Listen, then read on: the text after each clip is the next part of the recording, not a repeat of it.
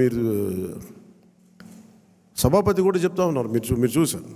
అయినపాత్రుడు గారు చెప్తా ఉంటే ఎన్టీ రామారావు గారు పార్టీ పెట్టినప్పుడు ఇంత మెజారిటీలు రాలేదు, అప్పుడు కూడా మాకు 3,000 4,000 వచ్చినాయి. కానీ ఈ రోజున చూస్తే ఒక్కొక్కరికి 30,000 40 70 90 అసలు ఊహించని మెజారిటీ. ఒక ఎంపీకి వస్తే ఇలాంటి మెజారిటీస్, అలాంటి మెజారిటీలతోటి కొట్టారంటే ఇది జనసేన తాలూకు బలం ఎంత మీకు బలంగా ఓట్ టర్న్ అయిందో మనందరికీ తెలుస్తూ ఉంటుంది. ఇది మనం నిజంగా చాలా ఆనందపడాల్సింది, మనం గర్వించాలి. అట్ ది సేమ్ టైం చాలా బాధ్యతగా కూడా దీన్ని ముందుకు తీసుకెళ్ళాలి. అలా ఇంకో నాకు మన నాయకులందరికీ కూడా నా విన్నపం, ఎవరిని కూడా వైసీపీ నాయకుల్ని కానీ ప్రత్యర్థి పార్టీకి సంబంధించిన ఎవరు కానీ వాళ్ళు మన శత్రువులు కాదు. వాళ్ళు ఇంక్లూడింగ్ వైసీపీ కూడా మనకు శత్రువులు కాదు, మన ప్రత్యర్థులే.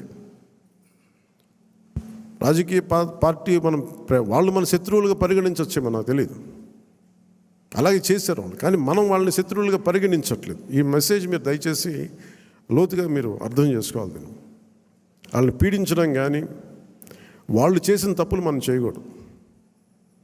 అలా అని చెప్పి మనం ఏం చేతులు కట్టుకుని ఏం లేవు. వాళ్ళు చేసిన తప్పులు ఉంటే చట్టం ప్రకారం మన పివి నరసింహారావు గారు ఉటంకించినట్టుగా మన పిఠాపురం సభలో కూడా చెప్పాను. చట్టం ఏ పనులు చేయాలో ఆ పనులు చేసుకెళ్ళిపోతూ ఉంటుంది. కానీ కక్ష సాధింపుగా కూర్చోబెట్టి వాళ్ళని వేధించడం కానీ, సామాజిక మాధ్యమాల్లో నిందించడం కానీ,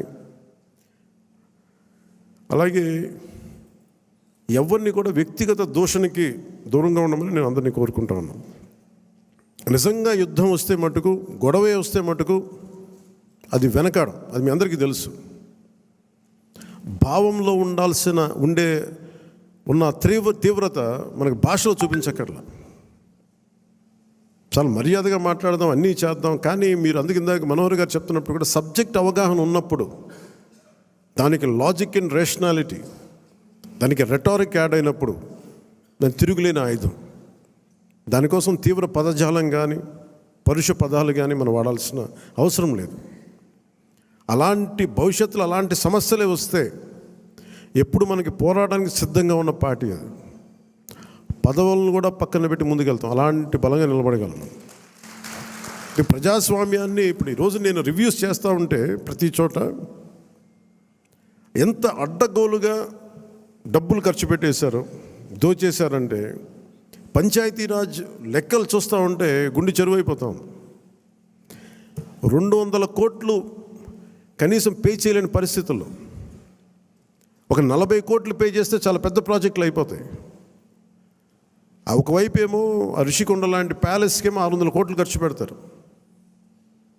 అది వాళ్ళ కోసం కట్టుకున్నారా గెస్ట్ హౌస్లకి, అది వాళ్ళ కథ. అది